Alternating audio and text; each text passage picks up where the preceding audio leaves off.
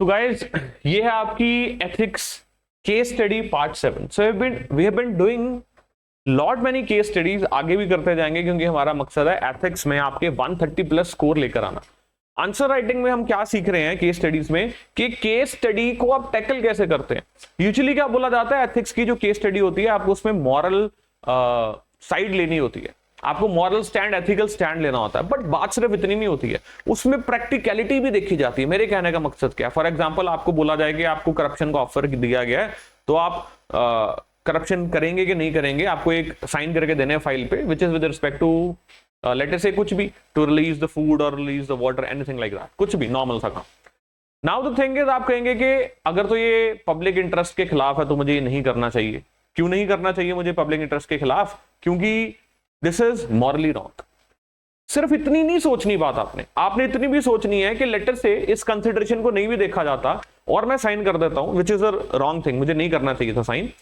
अब नेक्स्ट जब मैं पकड़ा गया, अगर ये केस हाईलाइट हो गया, तब मेरा नुकसान भी तो होगा। अगर ये करप्शन वाली बात आ गई, मेरे पे केस आ जाएगा, तो इस एंगल से भी आपको केस स्टडीज को देखना होता है। वेरी इंपॉर्टेंट थिंग जो मैंने आपको बताई है, इन दोनों एंगल्स को क्या करना है, आपने एक्सप्लोर करना है। Then ethics case study part 7, अब देखते हैं क्या है। तो guys, you are what? You are health secretary. क्या है आप? Health secretary of the big state, बहुत बड़ी स्टेट जिसमें लार्ज नंबर ऑफ कोविड-19 केसेस आ रहे हैं, लार्ज नंबर ऑफ कोविड-19 केसेस आ रहे हैं। एंड गवर्नमेंट हॉस्पिटल्स जो हैं वो अपनी फुल कैपेसिटी पर लगे हुए हैं, फुल कैपेसिटी पर लगे हुए हैं। उसके बावजूद भी जो पेशेंट्स हैं वो हैंडल नहीं हो पा रहे हैं क्योंकि पैंडेमिक फैला हुआ है। अब प्राइवेट हॉस्पिटल्स में जाके ट्रीटमेंट लेने के लिए लोगों के पास पैसे नहीं है। ऐसे में सरकार क्या फैसला लेती है? सरकार कहती है प्राइवेट हॉस्पिटल्स को कि भाई आपके पास कोई भी पेशेंट आता है, जैसा भी पेशेंट आता है, उसको काइंडली ट्रीट कीजिए एंड उसका जितना भी एक्सपेंडिचर होगा हेल्थ का वो हम देंगे। उसको हॉस्पिटलाइज करने का, उसको ट्रीटमेंट देने का जो भी एक्सपेंडिचर होगा वो हम देंगे आपको। आप उस बात की चिंता मत कीजिए, आप अपनी फाइल हमें भेज दीजिएगा, हम आपको रीइंबर्स कर देंगे। ये जो डिसीजन है इसको इंप्लीमेंट किसने करवाना था? आपने, क्योंकि आप क्या है? Health secretary. अब आपकी बहुत वाहवाही हो रही है इस चीज को लेके, मतलब सरकार की बहुत वाहवाही हो रही है पब्लिक में कि वाह सरकार ने क्या डिसीजन लिया गरीबों के लिए। अब गरीब की जान भी क्या होगी? बच पाएगी कोविड-19 में, कोरोना वायरस में। नाउ नेक्स्ट थिंग, ये काम शुरू हो जाता है, गरीब जो है वो एडमिट होना शुरू हो जाते हैं, प्राइवेट हॉस्पिटल्स में इलाज होना शुरू हो जाता है। लेकिन एक प्रॉब्लम आती है, जब ये प्राइवेट हॉस्पिटल्स अपना बिल भेजते हैं सरकारी ऑफिसर्स को, गवर्नमेंट एम्प्लॉइज को, तो वो क्या करते हैं? वो इनसे ब्राइब डिमांड करते हैं। कहते हैं अगर आपका 1 लाख का बिल है तो 10,000 रुपया लेंगे, तब जाके पैसे रिलीज करेंगे। हॉस्पिटल्स वाले कहते हैं यार ये क्या नई चीज आ गई, अब इसको हम कैसे टैकल करें? अब उसमें ये क्या तरीका निकालते हैं, कहते हैं 10% जो है हम अपने फेक पेशेंट्स बिल शो कर देते हैं। उससे क्या होगा, ये जो 10% की ब्राइब है ये हम पे कर देंगे एंड अकॉर्डिंगली हमें पैसे भी रिलीज हो जाएंगे, हमें भी कोई नुकसान नहीं हुआ। लेकिन नुकसान किसको हुआ? एक्सचेकर को। इलाज जिनका नहीं हुआ, जिनका बनता ही नहीं था, मतलब पॉइंट जो एग्जिस्ट ही नहीं कर रहे थे पेशेंट्स, उनके पैसे सरकार दे रही है। एंड सरकार के पैसे कहां से आ रहे हैं? पब्लिक के आ रहे हैं। तो नुकसान तो पब्लिक का हो रहा है ना। आप एज ए हेल्थ सेक्रेटरी जो काम कर रहे थे स्टेट में, आपको इस बात का पता लग जाता है, कोई रिटर्न कंप्लेंट नहीं आती है, लेकिन आपको इस चीज का आइडिया हो जाता है कि so and so is happening in the state. अब आप इसके लिए क्या करना चाह रहे हैं? कुछ करेक्टिव मेजर्स लेना चाह रहे हैं एंड यहीं पर is the case study कि आप क्या करेंगे। So decision of the government was highly appreciated by the people of the state. However, soon you come to know the malpractices and the corruption taking place in the reimbursement. Now government officials were demanding 10%, जो मैंने आपको बताया। Now next है, what are the steps you shall take as health secretary of the state to eliminate the practice and stop the corruption? आप क्या करेंगे? So see, सबसे पहले तो आप आइडेंटिफाई करेंगे स्टेक होल्डर्स कौन है।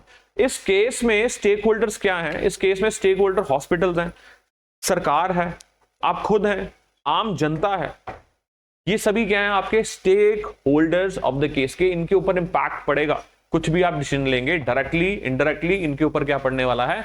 इंपैक्ट पड़ने वाला है। अब उससे भी पहले आप एक समरी क्रिएट करेंगे कि ये केस है क्या? This is a case of right versus wrong. Right thing was done by the government by asking the private hospitals to treat the poor people and reimbursing the amount which will be incurred in their treatment. This was the right thing. But wrong thing is that private hospitals are elevating the bill. They are they are actually entering into malpractices. Why? Because government officials are demanding what? Bribe from them. अब now this is what is wrong happening. अब इसको आप चुप भी कर सकते हैं, आप गवर्नमेंट ऑफिसर्स के साथ मिलकर बोल सकते हैं कि भाई 5% इधर पहुंच जाना चाहिए सीधा, फिर आप ये कर पाएंगे, नहीं तो नहीं कर पाएंगे। या आप क्या करेंगे, इसके खिलाफ एक्शन लेंगे कि why is it happening, after all तो नुकसान है, किसका नुकसान है, आम जनता का नुकसान है, सरकार के पैसे का नुकसान है, ट्रस्ट का नुकसान है। कल को ये चीज हाईलाइट हो जाती है तो कितनी इंसल्ट वाली बात है, प्राइवेट हॉस्पिटल्स भी फंसेंगे, लोगों का डॉक्टर्स हॉस्पिटल एडमिनिस्ट्रेशन से शायद विश्वास ही ना उठ जाए। So many things are there into your mind. आपको इसके रिगार्डिंग क्या करना है, डिसीजन लेना है। सो स्टेक होल्डर कौन है, health secretary, government, private hospitals, कोविड-19 patients, common people.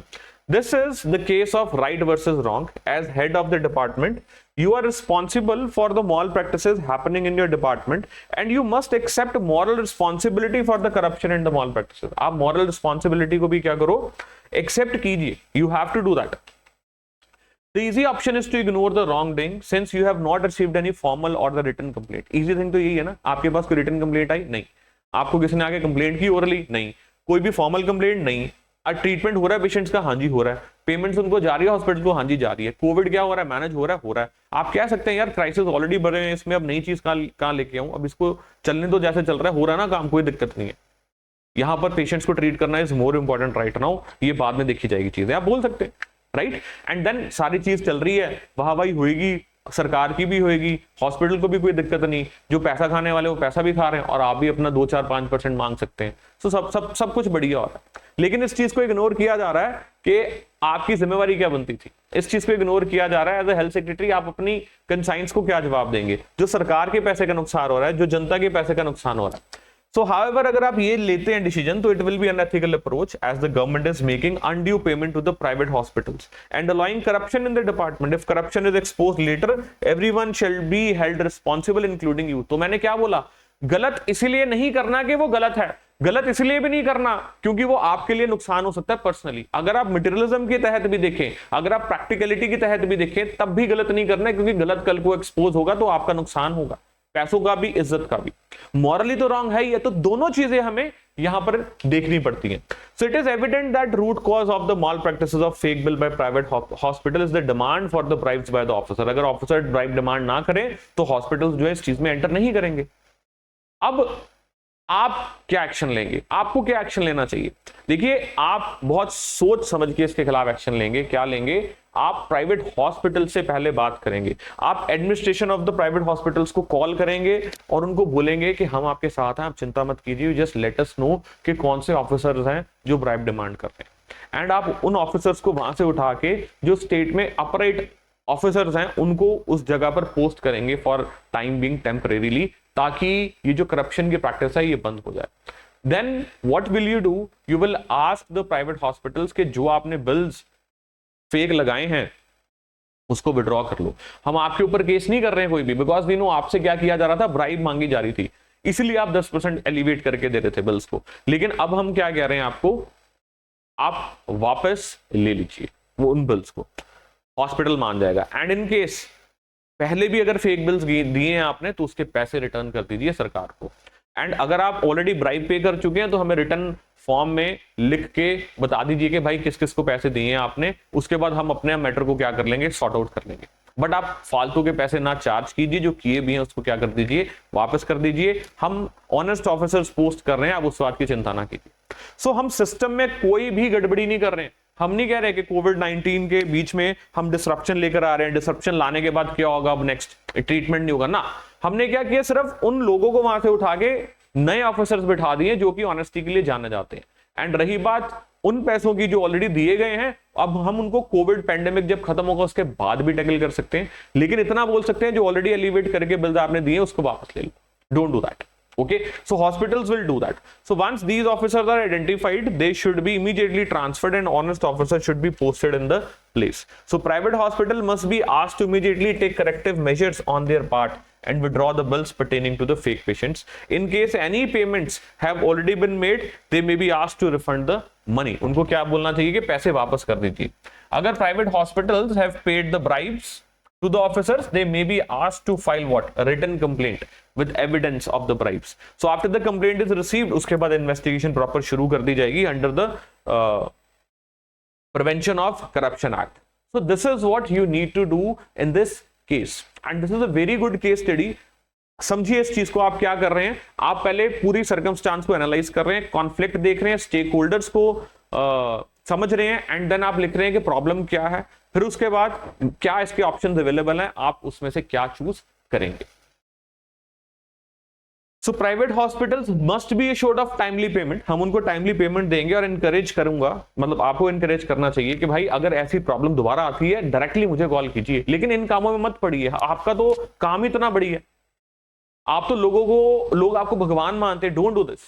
Morally ethically आप इन प्रिंसिपल्स के साथ चलिए, जो सही है उसको करिए, कोई प्रॉब्लम आ रही है जस्ट कॉल मी, कोई भी अनड्यू डिले नहीं होगा आपकी बिल की पेमेंट्स में, एंड सभी को वार्न किया जाएगा, डिपार्टमेंट में भी, एंड इवन हॉस्पिटल्स को भी वार्न किया जाएगा कि अगर आपने बिल्स को बढ़ा के दिया, हमें शो किया, तो उसके बाद आपके लाइसेंस कैंसिल हो सकते हैं, यहां तक मैं स्टेप ले सकता हूं।